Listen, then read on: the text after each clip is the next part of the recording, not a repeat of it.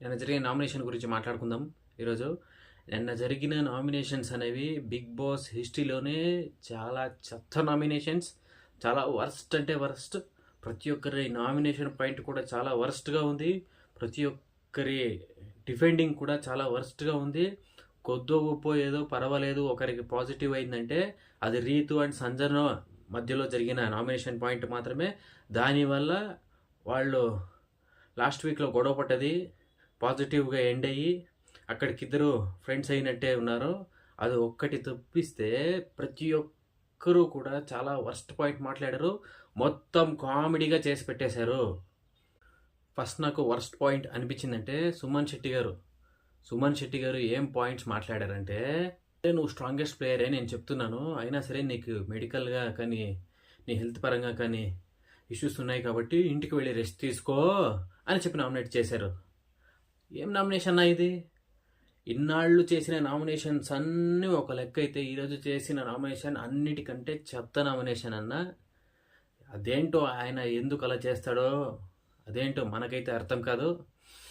నాకు తెలిసి నేను చెప్పిన ప్రకారం తను ప్రతి ఒక్కరితోనూ బాగా మాట్లాడతాడు, బాగా ఉంటాడు కాబట్టి పాయింట్స్ ఉండవు అతనికి. డెమన్ పవన్ కూడా అదే అన్నాడు, పాయింట్స్ లేకపోతే ఏంటన్నా నన్నే నామినేట్ చేయాలా నువ్వు అని చెప్పి.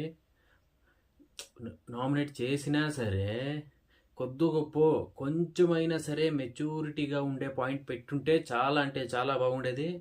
అది తప్పించి చాలా సిల్లీ పాయింటే కాదు, అది ఇంకా వర్స్ట్ పాయింట్ అది.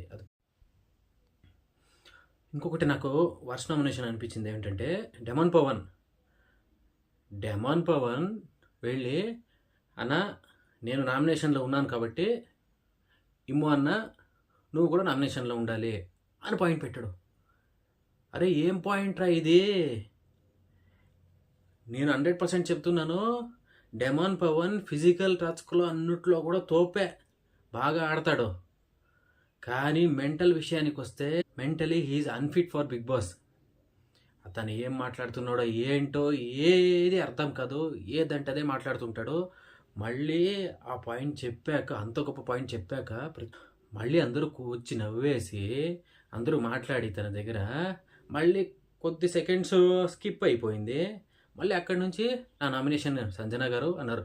ఆ ఫ్రాక్షన్ ఆఫ్ సెకండ్లో ఏమైందో, తను డిసిషన్ ఎందుకు మార్చుకున్నాడో అదేంటో నాకైతే అర్థం కాలేదు.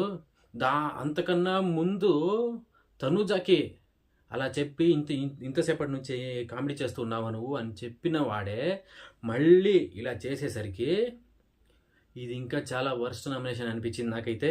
అది కాక మళ్ళీ డెమన్ పవన్ ఏం చేశాడంటే 100% ఈ వారం ఫినాలే టికెట్ కొట్టేది నేనే అని చెప్పాడు. ఊరికే మనం మాటలు ఇచ్చేసి దాని మీద నిలబడడం అనేది చాలా అంటే చాలా కష్టమైన విషయం. కొంచెం ఓవర్ కాన్ఫిడెన్స్తోనే మాట్లాడినట్టున్నాడు. నేను ఛాలెంజ్ చేస్తున్నాను, ఈ వారం టికెట్ ఫినాలే కొట్టేది నేనే అని చెప్పి ఛాలెంజ్ చేశాడు. కొట్టి చూపిస్తే, నువ్వు ఫినాలే టికెట్ కొట్టి అప్పుడు మాట్లాడితే దాని వాల్యూ వేరే. కానీ ఇప్పుడు నువ్వు ఛాలెంజ్ చేసేసి కొట్టావంటే పర్వాలేదు, నీ గ్రాఫ్ ఎక్కడికో వెళ్ళిపోతుంది. కానీ అతను కొట్టలేకపోతే ఏమవుతుందో తెలుసా? అప్పుడు అలా మాట్లాడరా, ఎక్కడరా మీ డెమన్ పవన్ అని చెప్పి గ్రాఫ్ కొద్దిగా కిందకి జారిపోతుంది. ఇవన్నీ అవసరం. నాకు నచ్చని ఇంకొక పాయింట్ ఏంటంటే తనుజ గారు. నేను ఫస్ట్ నుంచి నాకు తనుజ గారు అంటే అస్సలు ఇష్టం లేదు. ఏ గేమ్లో కానీ ఏ ఇంట్లో కానీ అంత యాక్టివ్గా ఉండరు. భరణి గారు బయటికి వెళ్ళొచ్చాక తన గేమ్ చాలా బాగా ఇంప్రూవ్మెంట్ చేసుకుంది. కొంచెం అక్కక్కడ కొంచెం అతి అనిపిస్తుంది కానీ ప్రతి ఒక్కటి బాగానే ఉంది.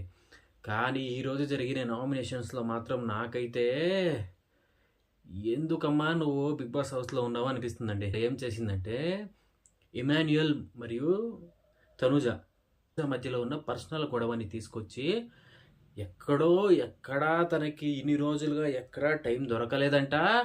దొరికి మాట్లాడాలనుకున్నా సరే డెమాన్ పవన్ లాంటి వాళ్ళు మధ్యలో వచ్చేసి ఇద్దరికి న్యాయం చేసేసేయాలి అని చూస్తారంట. ఇక్కడైతే ఎవరు మాట్లాడరు అని చెప్పి ఇక్కడ వాళ్ళిద్దరి ప్రాబ్లమ్ని సాల్వ్ చేసుకొని నువ్వు ఇమ్ము అలాగా నువ్వు ఇలాగా అని చెప్పి తన చెవిలో ముద్దమందారం పువ్వు పెట్టి అంతా అయ్యాక మళ్ళీ బిగ్ బాస్ నా ఫస్ట్ నామినేషన్ డెమన్ పవన్ అనగానే డెమన్ పవన్ లేచి ఏంటి మీరు ఇంతసేపు కామెడీ చేశారా అనగానే కామెడీ గూమిడీ నువ్వు చెప్పొద్దు అంటుంది. ఎంత వరస్ట్ అండి ఇది. నామినేషన్ అనేది చాలా అంటే చాలా సీరియస్ పాయింట్స్ అవి. కొన్ని టైమ్స్లో మనం చూసిన ఎపిసోడ్స్లో నైట్ టైము అయినప్పుడు నామినేషన్స్ చాలా లేట్ అయిపోతుంది. 2 గంటలు 3 గంటల వరకు తీసుకువెళ్ళిన రోజులు ఉన్నాయి, ఇంకా ఎక్కువగా వెళ్ళిన రోజులు ఉన్నాయి, ఇంకా త్వరగా అయిపోయిన రోజులు ఉన్నాయి. ప్రతి ఒక్కరు కూడా మేలుకొని నిద్ర లేక అంత కష్టపడి నామినేషన్స్ కోసం వెయిట్ చేస్తూ ఉంటే ఈమె తన పర్సనల్ దాన్ని మాట్లాడడం కోసం, తన పర్సనల్ విషయాల్ని మాట్లాడడం కోసం ఆ వేదిక ఉపయోగించుకోవడం అనేది చాలా తప్పు. మీకే తనుజ ఫ్యాన్స్ ఎవరెవరు ఉన్నారో ఇలాంటి వాడికైనా మీరు సపోర్ట్ చేస్తున్నది. ఒక మెచ్యూరిటీ అనేది లేదు, ఒక బేసిక్ సెన్స్ అనేది లేదు.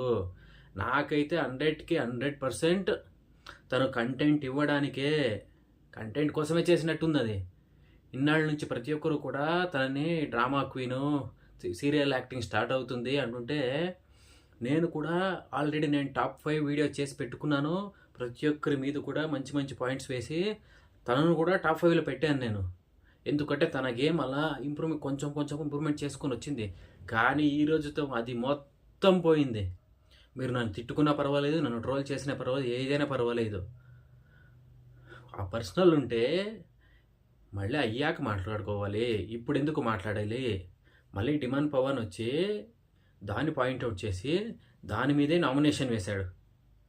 నువ్వు ఇలా చేసావు, నువ్వు పర్సనల్ అనేది అక్కడ మాట్లాడాలి, ఇక్కడ మాట్లాడకూడదంటే అది నువ్వెవరు చెప్పడానికి? అది బిగ్ బాస్ ఇష్టం, నా ఇష్టం అంటారు. బిగ్ బాస్ నీకు చెప్పారమ్మా? బిగ్ బాస్ నీకు చెప్పారా? నువ్వు నామినేషన్ రోజు నీ పర్సనల్ కూడా ఏమన్నా ఉంటే తీర్చుకో, మళ్ళీ కావాలంటే నువ్వు నామినేషన్ వేసుకో అని చెప్పి నీకు పర్మిషన్ ఇచ్చారా? ఇవ్వలేదు కదా. అయినా సరే బిగ్ బాస్ ఈ సీజన్లో కొంతమందికి నామినేషన్స్ వేసేటప్పుడు శ్రీజ కానీ ఇలాంటి వాళ్ళు మాట్లాడేటప్పుడు పాయింట్స్ ఏదేదో మాట్లాడుతున్నారో చెప్పి ప్రతి ఒక్కరు కూడా వార్నింగ్ ఇచ్చారు. అప్పుడు కూడా త్వరగా మీ పాయింట్స్ని కంప్లీట్ చేయండి అని. కానీ ఇంత జరిగినా కూడా బిగ్ బాస్ వాయిస్ ఏది రాలా. అది ఏమైందో బిగ్ బాస్కి కూడా నిజంగానే అందరూ అంటున్నట్టు పార్షియాలిటీ చూపిస్తున్నారో ఏంటో నాకైతే అర్థం లేదు. కానీ నువ్వేం భయపడకమ్మా, నువ్వు అలాగే సీరియల్ యాక్టింగ్ చేస్తుండు, అలాగే నువ్వు ఏడుస్తూనే ఉండు ప్రతి ఒక్కదానికి. మా వాళ్ళు 100% గెలిపించేస్తారు. ఎందుకంటే మా గొర్రెలు ఆల్రెడీ ఉన్నారు, నీకోసమే ఉన్నారు. నువ్వు ఆడినా ఆడకపోయినా నువ్వు ఇలా సీరియల్ యాక్టింగే చేస్తున్నా, ఇలాగే వర్స్ట్ బిహేవియర్ చేస్తున్నా వాళ్ళు గెలిపిస్తారు. 100% నిన్ను టాప్ 5లో ఉంచుతారు. టాప్ 5లో కాదు, నిన్ను టాప్ 2 లేకపోతే టాప్ 1లోనే ఉంచుతారు. ఎందుకంటే వాళ్ళు గొర్రెలు, వాళ్ళు ఎవరీ టైం గొర్రెలే. ఏది ఆలోచించకుండా ఓట్స్ వేసేవాళ్ళు. ప్రతి ఒక్కరు ఈ వీడియో చూడండి, తన బిహేవియర్ చూడండి. తన బిహేవియర్ చూసాక కూడా నాకు ఎంత కోపం వచ్చిందంటే అంత కోపం వచ్చింది. డెమాన్ పవన్ దాన్ని డిఫెండ్ చేసుకునేటప్పుడు కూడా నీకెందుకు ఏంటి నువ్వు, నేను ఎక్కడో మాట్లాడుతుంటే ఎక్కడెక్కడో వెళ్తామంటే తను కావాలనే తీసుకెళ్తుంది. తను ఈ మధ్య ఎలా అయిపోయిందంటే ప్రతి ఒక్క దాంట్లో దూరేయాలి, ప్రతి ఒక్క దాంట్లో ఏదో ఒకటి మాట్లాడేయాలి, ప్రతి ఒక్క దాంట్లోనూ దూరుతుంది. స్టోర్ రూమ్ నుంచి ఏదైనా లెటర్ వచ్చినా సరే, ఏమొచ్చినా సరే అక్కడికి అంతే. ఎక్కడో మూలలో ఉన్నా కూడా పరిగెత్తుకుంటూ వచ్చేస్తుంది, అక్కడికి వెళ్ళిపోతుంది. క్యాప్టెన్ అయినప్పుడు నేనే కెప్టెన్, వెళ్ళకూడదు మీరు, నేనే వెళ్ళాలి అంటుంది. అందరినీ డామినేట్ చేసి తనకు మైండ్లో ఫిక్స్ అయిపోయింది. ఇక మన గేమ్ని ఆడాలంటే ప్రతి ఒక్క దాంట్లో కూడా ఓవర్గా ఇంటర్ఫియర్ అయిపోవాలి, అతి చేసేయాలని. నాగార్జున గారు కూడా అదే చెప్పారు. అతిలో ఒక సుందరి కదమ్మా, అతి చేసే సుందరి నువ్వు ఇలాగే అతి చేయి, మా వాళ్ళు గెలిపిస్తారు. పక్కా టాప్ 2లో అయినా పెడతారు, నిన్ను టాప్ 1లో అయినా పెడతారు. ఎందుకంటే వాళ్ళు బకరాలు, వాళ్ళు గొర్రెలు. ప్రతి ఒక్కరు ఓట్ చేసి నిన్ను గెలిపిస్తారు. నువ్వు ఇలాగే ఆడు. వీళ్ళు బకరాల్లాగే ఉండని, అలాగే ఓట్ చేయని, దద్దమ్మల్లాగే ఉండని. దీని గురించి మీకు కూడా అలాగే అనిపించిందంటే ఒకే ఒక లైక్ చేయండి. ఒకే ఒక లైక్, మీరు చేసే ఒక లైక్, ఒకే ఒక సబ్స్క్రైబ్ అనేది నాకు ఎంతో మాట్లాడడానికి ఇంకా ఎక్కువ ఉత్సాహాన్ని ఇస్తుంది.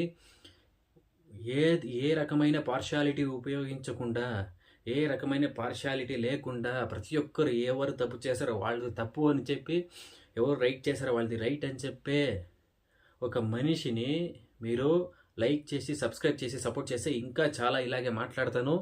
దయచేసి సబ్స్క్రైబ్ చేయండి.